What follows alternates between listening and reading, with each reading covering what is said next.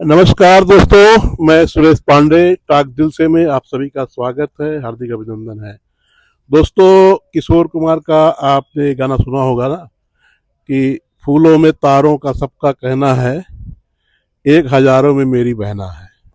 तो आज का ये कार्यक्रम हम भाई दूज के ऊपर रख रहे हैं और ये भाई दूज के बारे में हम बात करेंगे, तिवारी जी से बात करेंगे। तो आप लोगों ने इसकी कहानी तो सुनी होगी। ट्रेडिशन क्या है कि ये सूर्य भगवान के लॉर्ड गॉड ऑफ सन, उनके दो संतान थी। एक था यमराज गॉड ऑफ डेथ और दूसरी थी गॉडेस ऑफ रिवर यमुना।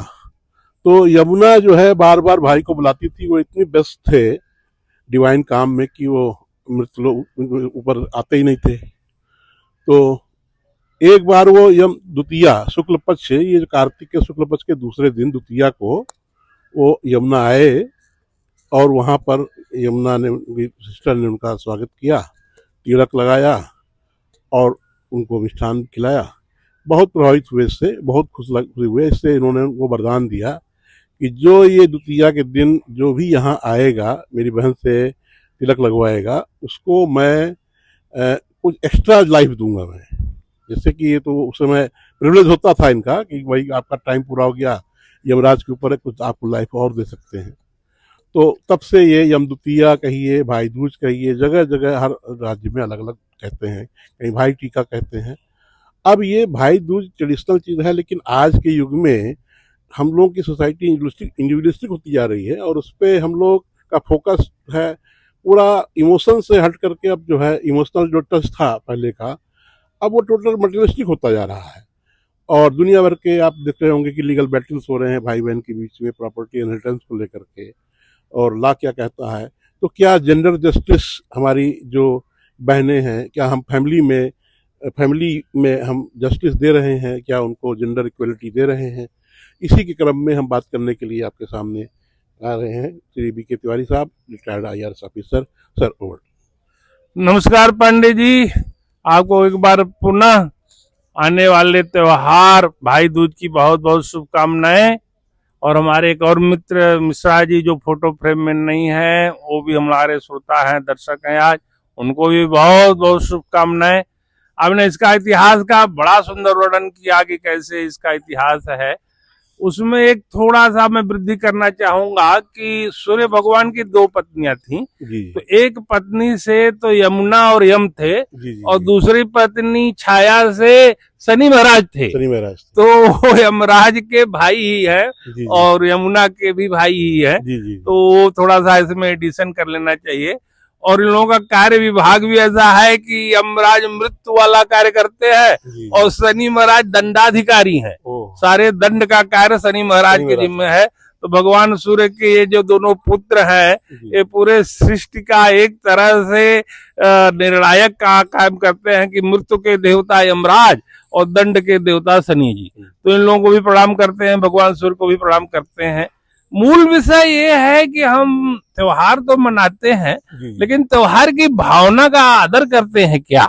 बिल्कुल सही। आज जब हम देखते हैं घरों में, एक लेटेस्ट केस है, नाम नहीं लूंगा, बहुत बड़े गायक हैं, काशी के मर गए, आप समझ जाएंगे। अच्छा। उनके बेटे और बेटी ने, उनकी अभी मृत्यु हुई है, तो दोनों ने तेरही की।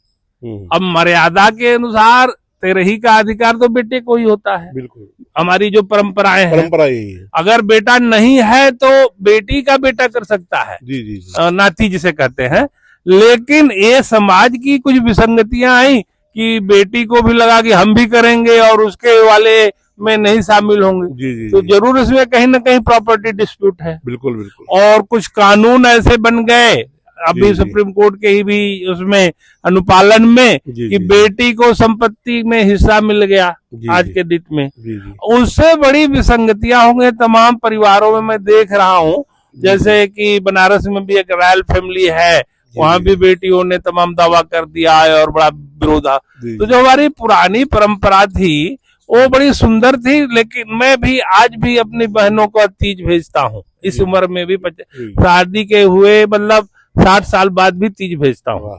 लेकिन आज वो परंपरा है क्या? बेटियों ने अपना हिस्सा तो छोड़ दिया, जी, लेकिन उनके यहाँ तीज, भाई दूज, रक्षाबंधन में भाई को जाना चाहिए। जाना चाहिए। आज उल्टा हो रहा है। इसका जो इतिहास आपने बताया, तो उसमें यमराज यमुना के यहाँ गए थे, जी जी न कि यमुना यमराज के यहाँ जी गई नहीं, थी। जी नहीं, आज आप देखेंगे तो 90% केस में लड़कियां जा रही किया हैं, जा रही जो कि उल्टा है और उल्टा हो उसके अनुपालन के भी विरुद्ध है। विरुद्ध है। लेकिन मॉडर्निटी में त्योहार मनाया जी, जाना है, हम भाई दूज को मनाने के लिए आए हुए हैं, तो जी। बहन को ही जाना पड़ रहा है उनके घर। जी जी तो ये सारी परंपराएं मिक्स होकर के बड़ा इसका व्यतिक्रम हो गया है। जी त्योहार केवल रस्म अदायगी हो गया है, जी केवल रस्म अदायगी है। तो बहन आई हुई है तो उसको मिठाई उठाई दे दो और कपड़ा उपड़ा दे दो, या जो भी जिसको जो बनता है दे दो। जी। लेकिन ये है कि उसके भाव में वो प्यार है क्या, ये देखना होगा।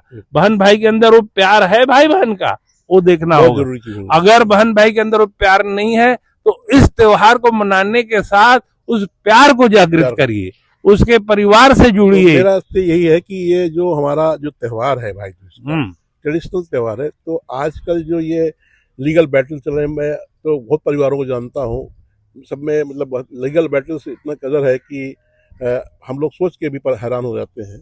तो क्या ये जो हमारा त्योहार है भाई दूज, क्या इसमें कैसे कम कर सकता है ये जो न्यूरिस्टिक बिहेवियर हो गया है लोगों का भाई का प्रॉपर्टी के लिए? मैं समझ गया प्रश्न। आपने ये कहा कि त्योहार से हमें जो सीख मिलनी चाहिए हाँ। व्यवहार में लाने की, वो कितनी है? ये इमोशनल टच है। हाँ, तो मैंने इसको कवर करते हुए कहा कि ये त्योहार आज रस्म अदायगी ही है, और केवल इसमें वो त्योहार के नाम पे आना जाना होता है।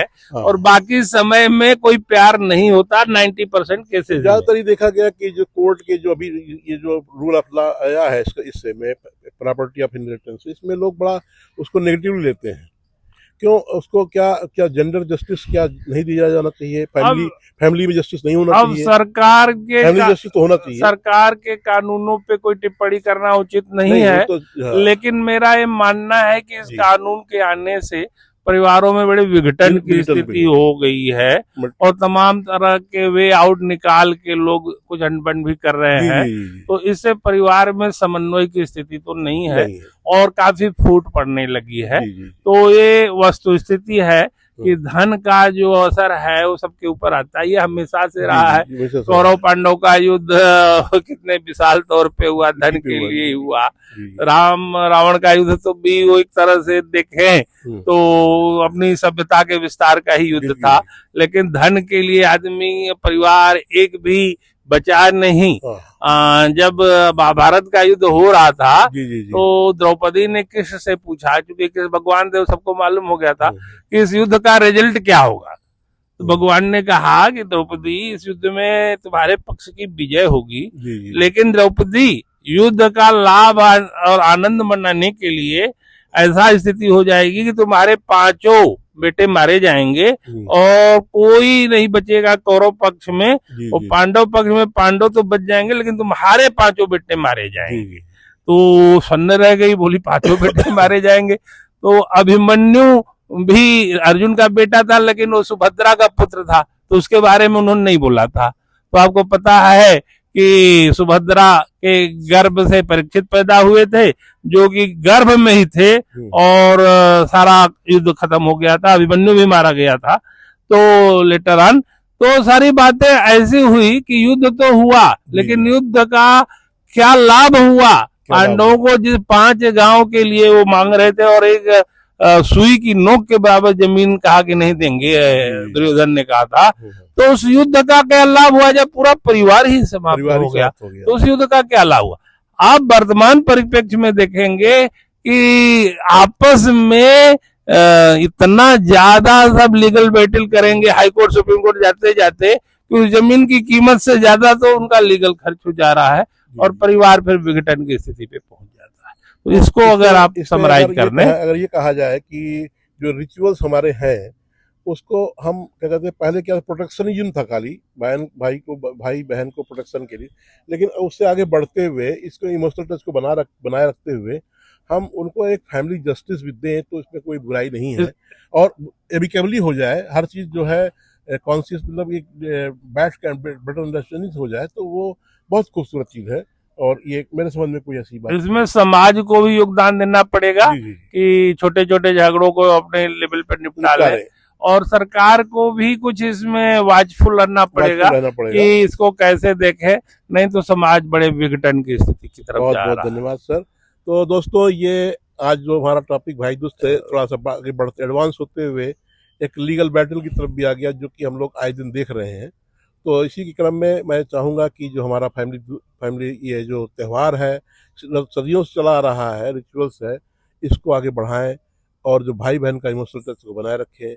एक उनको भी एक जस्टिस दें, जेंडर जस्टिस दें, लीगल उनको भी इक्वलिटी दें वो एक तरह से, तो वो बहुत अच्छा रहेगा। इसी के साथ भी आपसे मैं विदा लेता हूँ। अगर अच्छा लगा हो तो आप मेरे चैनल को सब्सक्राइब करिए, लाइक करिए। Thank you. नमस्कार पंडित।